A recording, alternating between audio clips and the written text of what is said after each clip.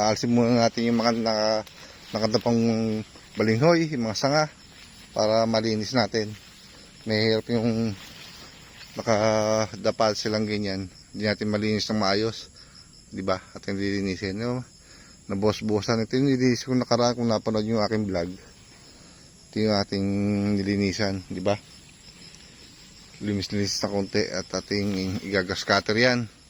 Ito muna tanggalin yung mga sanga ng balinghoy. Sama namin aming malalaking aso, oh. Ang lulupet.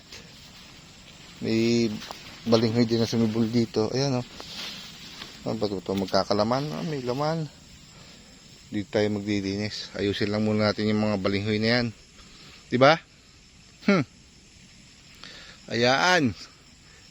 Bayapas yan. Gusto kong bawasan ng taas na. Kalamansi natin. No, ano nung bagay, no? Lilim. Ayun pa yung puno ng kalamansi. Wala nang bunga. Nagdaglagan. Nakakuha rin tayo dyan. Miya. Bunga. Uy. Dito tayo maglilinis sa lugar na ito. Ito kasi hindi linis ko, hindi ko malinis. Gawa naman nakahiga yung mga sanga ng balinghoy. Atin mo lang tatalasin yan para malinis. May bunga pa yung kalamansi, pa ilan. Kung tayo kukuha ng pang sausawan lang, ay marami tayong makukuha. Linis muna tayo. Di ba? Tuwan-tuwa yung mga malaki kong aso. Hinihingal ako. Yan, nalinis na natin yung mga nakahigang balinghoy. Pwede na natin i-scatter yan. Inipon ko dyan sa lugar.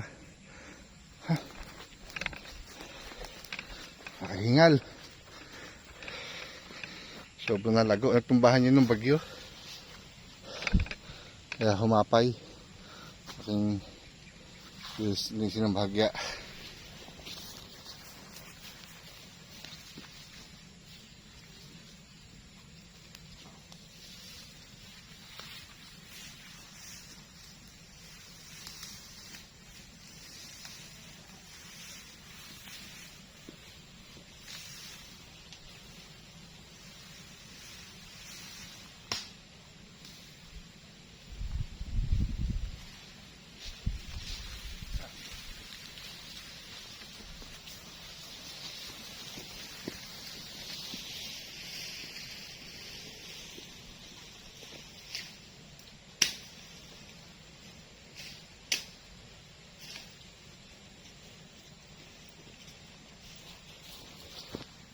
Nabawasan natin uli.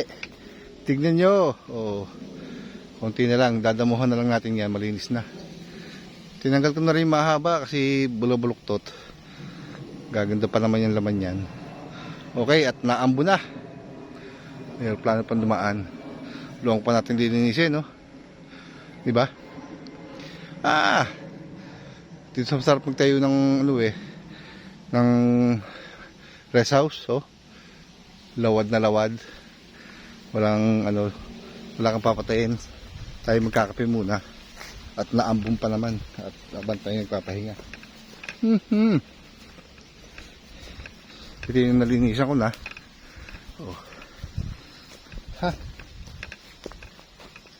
Marami pa tayong trabaho dito sa bukid. Yung kasarapan dito, hindi ka nawawala ng trabaho. Pinagpapawisan ka, di ba? Exercise na.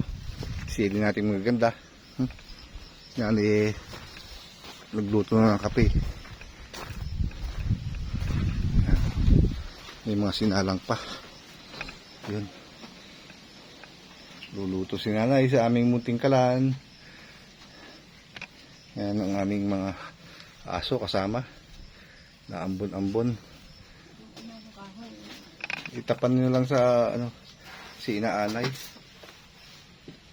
Ayan. Kape-kape muna tayo. Habang kapahingat na ambon. Yung ating talong namatay. Hindi gumanda. Patola natin, ganun din. Kaya magandang gawin dyan. Wala tayong kasi nung alam sa gulay lilim, tiyatanggal ko naman yung mga dahon ng saging. Tsamba rin tayo dyan. Pero dito, ang ganda natin papaya. Papaya, walang problema. Ay, saka yung luya. Hindi yan maselan. Gabing Tagalog, mga gabi, saging. Yan yung ating kamote, mga giant kamote. Oh. Nag-uuwi tayo mimina ng talbos. Ganda. Ang lago ng ating mga kamote. Yung nga talong natin na wala. Yung mga sili natin. Oh. Uy, naikot. Ito yung ating giant kamote. Ang ganda na oh. Ang lago na. Di ba? Daming talbos. Ang ganda ng talbos. Kaya kung gaganda tong saging na to. Parang kulubot yung dahon eh. Ang daming suwi, di ba? Ano ba yan? Maganda bali yung ano yan. Ewan ko ano nangyari. Yung pinaka mayor. Inahin. Yun din, maganda yun. Ano rin, ewan kung gaganda pa yung mga suwi niya. Pero meron lang tayong tumuloy na maganda doon sa kabila, sa kabilang luyahan. Kaya lang yung tundal, itong mga nandito ay lakatan. Chuchu! Ha? Kayo rin naman, nagpapaulan. Ano? Tama na yan. So, marami na lang apoy.